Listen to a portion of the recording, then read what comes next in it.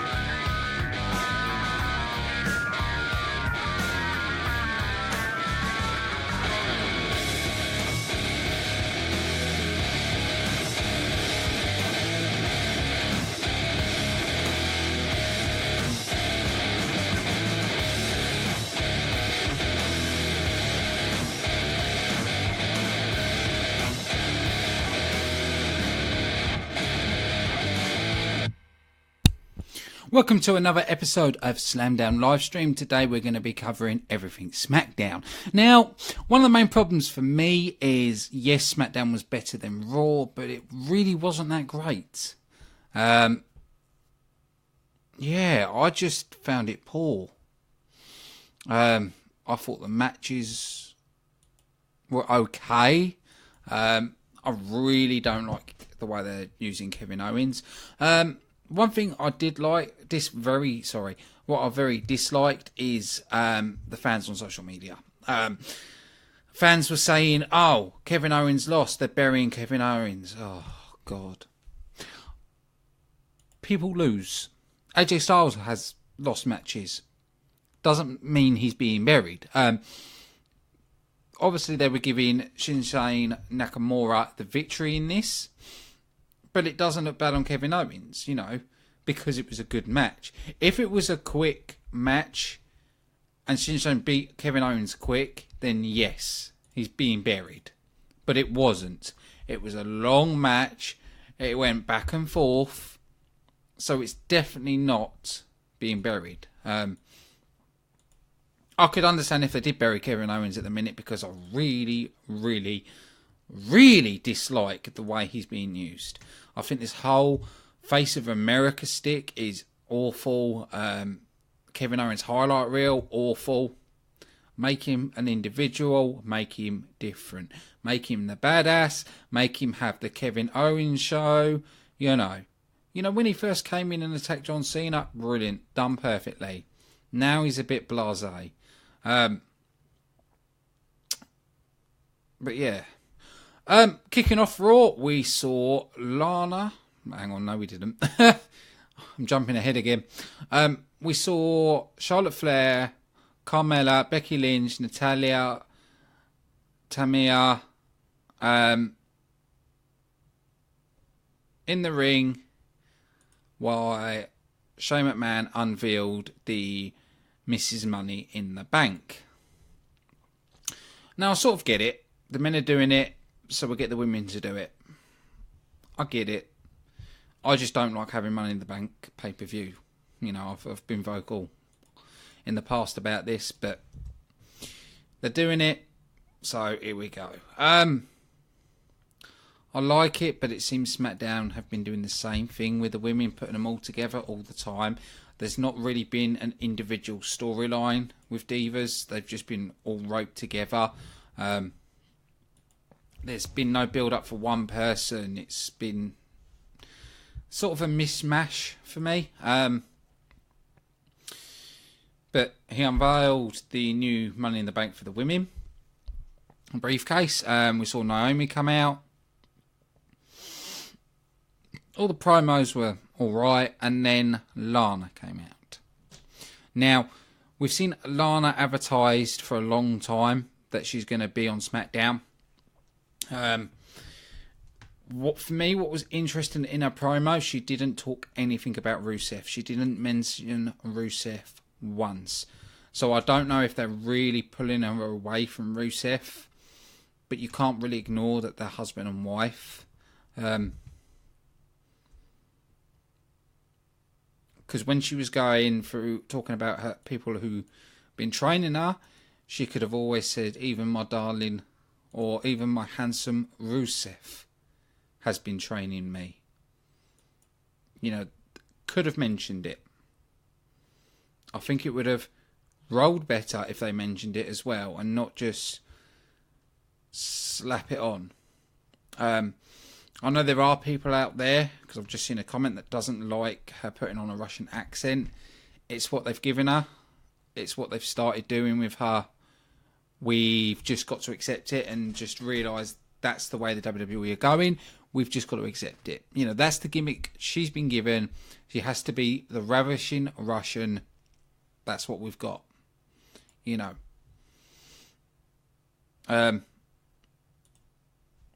But also, because they've had it speaking with a Russian accent, she couldn't just suddenly lose the accent and go, what happened to her accent? Because we'd all go, oh, it's stupid. She's just changed her accent all of a sudden.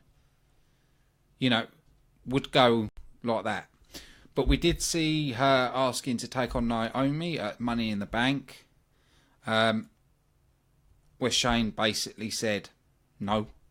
Simple as no.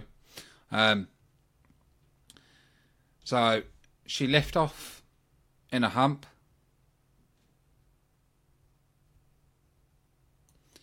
Because she wasn't happy. So then started the women against the women.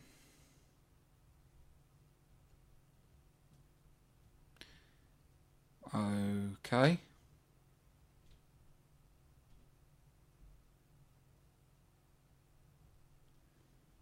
That's what you're going with.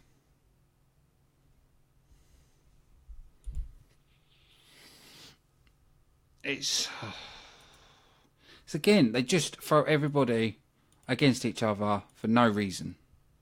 Yes, they're all fighting in the Money in the Bank, but do a build up to it. Don't just go, right, you're all in the Money in the Bank, you're all having a match, your team in, boom, done. It does feel like a lot of lazy booking. That's how it felt to me.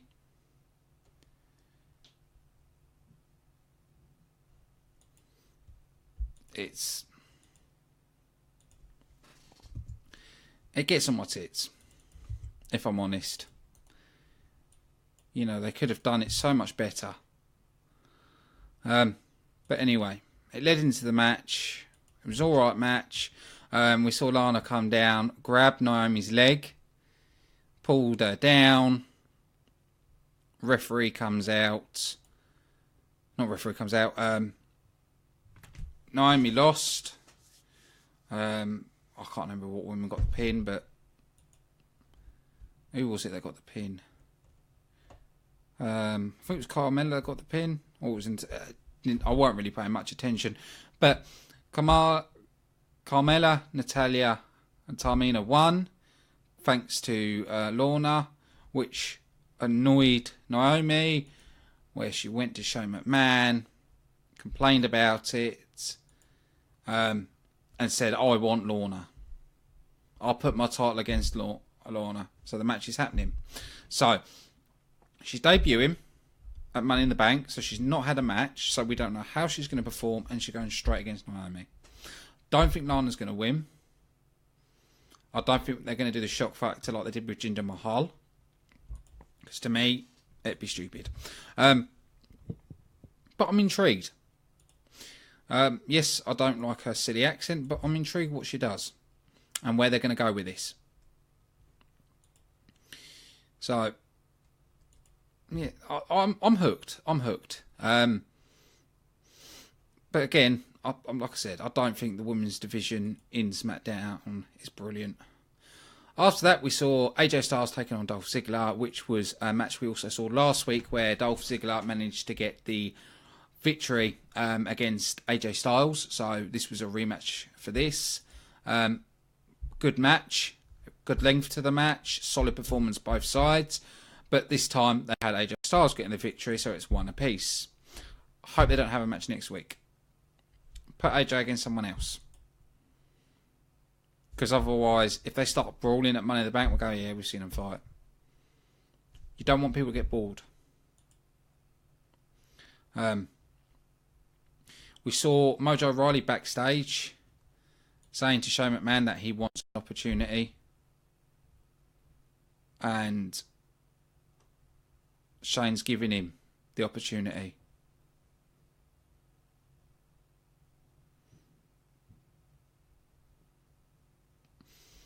So I'm happy that has happened and he's got the opportunity.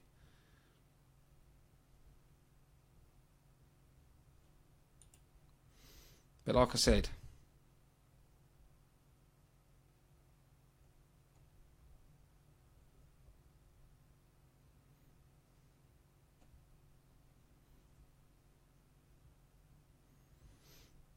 I've lost my track.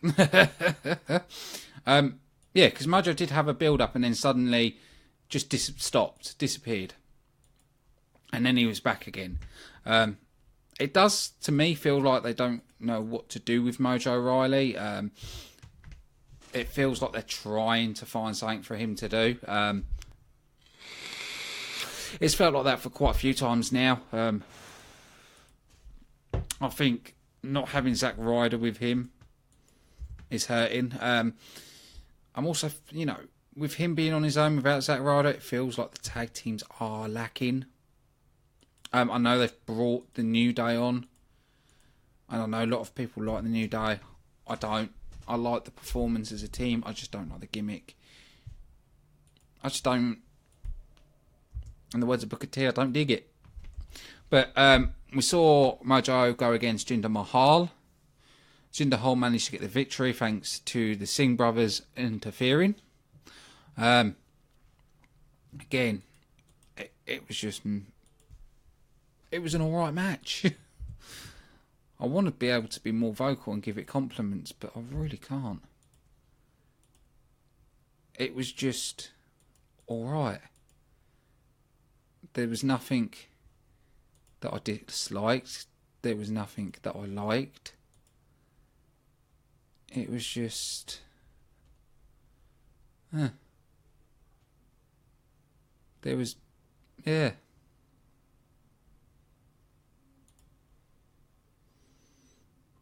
I really can't add more to it. I'm trying to think of what else I can add to it. It's just... It was meh. I just... Yeah. Really not enjoying SmackDown. But after that, we saw the New Day taking on the Collins, whatever they're called. I do like the way they're being used now. Didn't like the way they've been used in the past. It seems now they're actually getting a proper use and a proper push, which they've needed for a while now.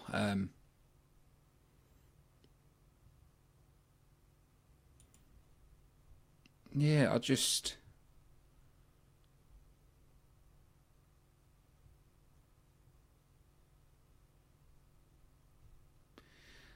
It just... Yeah. I'm really trying to be positive about SmackDown. Because I used to love SmackDown. I used to look forward to every show, and now it's just... Feels like it's an effort. Feels like I've got to put effort into watching SmackDown. Which is annoying because I've always wanted SmackDown to be fantastic. I've always wanted it to be brilliant. I wanted to be gripped. But WWE's let me down. And I know a lot of fans are unhappy with the product. And I can understand why they're unhappy with the product. I'm unhappy with it. But with the New Day put in a good performance. You knew they was going to get the victory. It's so predictable. Because they are facing the Usos. But I've got to give something else to the Usos. their put downs to New Day were brilliant.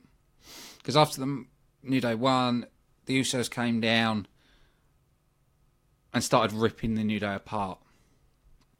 Saying Big E needs a bra, and said to Xavier Woods, look up, up, down, down. And so when he looked down, they went, what are those? Which I thought was brilliant, using pop culture references. That's one way to get over with the fans. The fans were loving it. For me, the Usos are hot. But one thing I can't work out, what the hell's happened to American Alpha? It's like they've suddenly disappeared. And they are a brilliant team on the roster, and we need to see them. The way they chop and change, and someone is on a lot and then not on a lot, it's like, hey. It's a lot of weird booking. A lot of weird booking. I can't understand why American Alpha is not being used and we haven't seen them for a long time, because they are probably one of the better teams on that roster. After that, we saw Shinsuke Nakamura taking on Kevin Owens. This match to me was brilliant. Kevin Owens wasn't buried, and if you think he was buried, you're an idiot. Fact. Because someone being buried, I said it at the start of the show and I'll repeat again, someone being buried is a squash match. It's a match that's over in less than a couple of minutes. That is a squash match. This lasted a long time. There was to and fro-in. There was excitement. It was back and forth. And Shinsuke Nakamura only just got the victory. The match was close. The match was tight. It was an even kill match. No one got buried. If you think someone got buried, go and look at wrestling history. Go and learn about wrestling. Because obviously you do not know a damn thing about wrestling if you think Kevin Owens got buried. Seriously. It's laughable. Absolutely laughable if you think Kevin Owens has got buried. That's what I call an unintelligent wrestling fan. Wrestlers win or lose. To me, I judge someone if they're being buried is how the match went. Did they get squashed? That's how I judge. And that's how a fan should judge. But like I said, it was an even keel match. And I've got to say, it was actually a really good match. I was interested in this match. I watched the whole of this match. And I like the way it ended. We did see Baron Corbin took out Sami Zayn backstage and then sat at the ringside, and after the match, after Shinsuke won, Baron Corbin took him out. And also, Shinsuke Nakamura is hot right now. He's popular. He's big time over. So is Ty Dillinger, and we haven't seen Ty Dillinger for a little while either, to be honest, actually.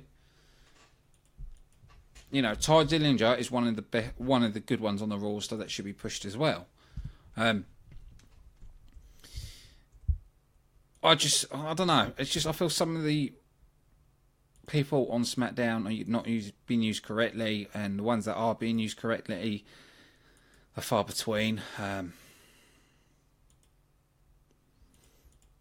just think WWE needs a lot of work as an overall product. I do believe Raw needs to shrink to 2 hours. Really do. I think that needs to happen. There's a lot of they need to do this, that and the other. Can I say it was a great show? No, I can't. I really can't. I don't think they've done a great show. I don't think WWE are capable of doing a great show. Now, I want to say Impact is better than the WWE at the moment. People are going to probably put in the comments, oh, you can't do this, oh, you're a TNA fan, blah-de, blah-de, blah-de, blah-de, blah. Same shit, different day. No, I'm a wrestling fan. I enjoy wrestling, and I've got a vast experience of wrestling. I go to house shows. I've watched WWE. I watch Impact. I've got a vast knowledge. And I'm unbiased. I go on a product. I don't go on a reputation or who's the biggest company. I go on the performance in the ring, the storytelling, and everything else. That's how I judge. It's how I've always judged. And that's how wrestling should be judged. So, if anybody's going to say to me that WWE are put on the best wrestling, that's possible. If someone says they're the best wrestling product, I'm not going to agree with you. Actually, I'll probably laugh at you, if I'm honest. Because I really, really can't understand how you can come to that conclusion. And I will ask you, how the hell did you come to that conclusion? Because the WWE is piss poor. I continue watching it because I carry hope that the WWE will get better. I carry hope. And I always carry hope. I always have done. I'm a positive guy. But this shit's getting old fast. They need to do something drastic with the WWE. Impact is growing, and I can see in time, in a lot of time, after Impact's shaken all the bad reputation off, I can see Impact actually be better than WWE, or even putting figures close to the WWE. But outside of America, Impact's here, WWE's here. In America, it's that way around. I'm just being honest with you. That's the way it is. And because Impact's got so popular in India, so popular, that's why Jinder Mahal's champion, to try and capitalise on the Indian market, because they know Impact's winning. They've done this whole UK tournament and everything else, and still Impact Wrestling is better, ratings-wise, in the UK. It's a simple fact. But like I said, I hope the WWE can get better. I hope Raw and SmackDown can be better. Fingers crossed. I hope one day Vince McMahon walks away, Triple H takes over, brings new writers, and makes the product better. But we can all hope. But that's it for this show. We'll be back on Mondays, not Sundays. Back on Mondays, 3:30 p.m. with Charles from Impact Fan Nation. Be talking about Impact Wrestling and the latest taping of their first episode of their Indian tour. Actually, is it the first episode of the Indian tour? Yeah, I think it is. I think it's the first episode of the Indian tour. It's why it's been advertised, so I think it is. So, yeah, we'll be talking all about that on Monday. So, I want to say a big thank you to everybody watching. I've been your host, Ashley, and I will see you again Monday with my co-host at 3:30.